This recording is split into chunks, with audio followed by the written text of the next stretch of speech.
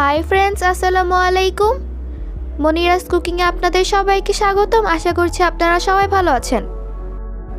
আজ আমি আপনাদেরকে তৈরি করে দেখাবো কোনো ঝামেলা ছাড়া খুব সহজে এবং খুবই মজাদার সুজির হালুয়া বা বরফি কিভাবে তৈরি করা যায়।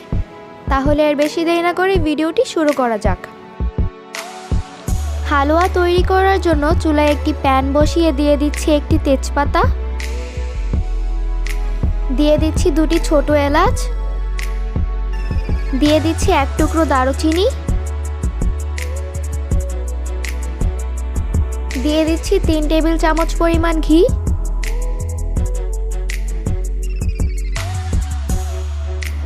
এখন আমি আস্ত মশলাগুলো একটু ভেজে নিব। মশলাগুলো ভাজা হয়ে আসলে একটি সুন্দর অ্যারোমা ছড়াবে।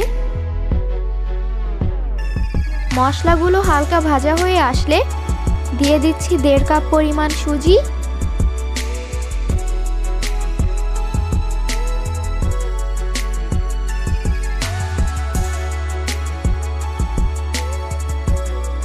এখন আমি সুজিটাকে সময় নিয়ে 5 থেকে 6 মিনিট ভেজে নিব।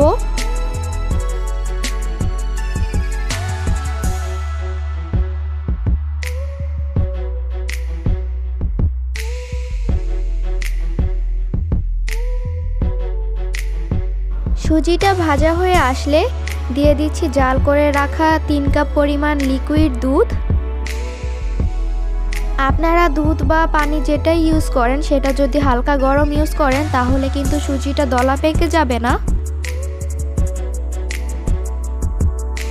সুজিটা প্রায় হয়ে আসলে দিয়ে দিচ্ছি 2 কাপ পরিমাণ চিনি। চিনিটা দেওয়ার পর চিনিটা থেকে সামান্য একটু পানি বেরিয়েছে। আপনারা দুধ বা পানি যেটাই দেন সেটা একটু বুঝে দিতে হবে। আমি সুজিটাতে সামান্য একটু লবণ দিয়েছিলাম কিন্তু সেটা ক্যাপচার হয়নি।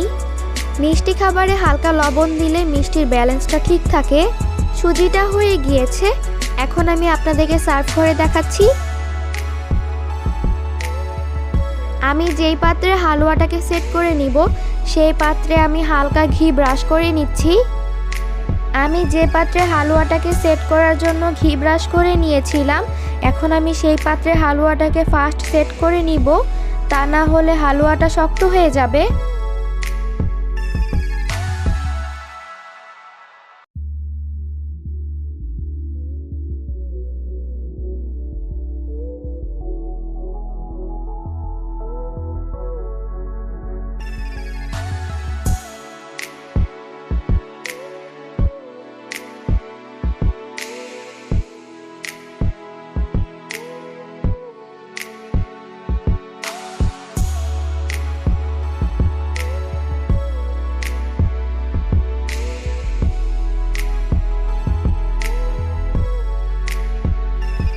হালুয়াটা ঠান্ডা হওয়ার আগেই পছন্দ মতো ড্রাই ফ্রুটস দিয়ে হালুয়াটাকে সাজিয়ে নিচ্ছি।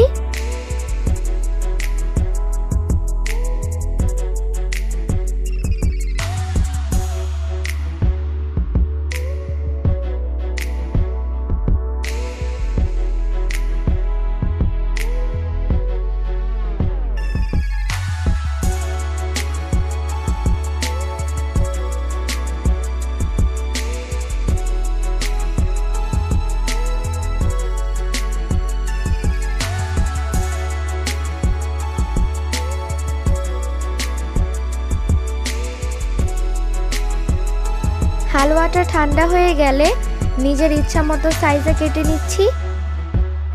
আপনারা আপনাদের পছন্দ মতো সাইজে কেটে নেবেন।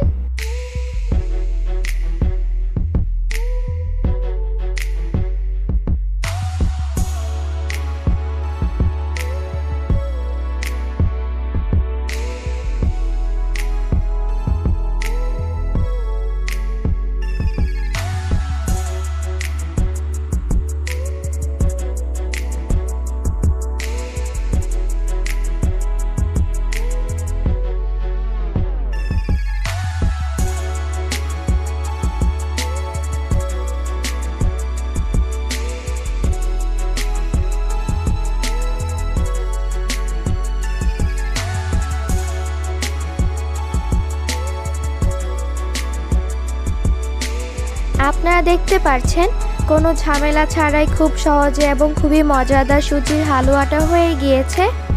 আপনারা আমার রেসিপিটি বাসায় ট্রাই করে দেখবেন। আশা করছি আপনাদের কাছে আমার আজকের রেসিপিটা ভালো লেগেছে। ভালো লাগলে আমার ভিডিওটিতে লাইক দিবেন এবং আমার চ্যানেলটি সাবস্ক্রাইব করে পাশেই থাকবেন। আজকের মতো তাহলে এখানেই বিদায় নিচ্ছি। সবাই ভালো থাকবেন।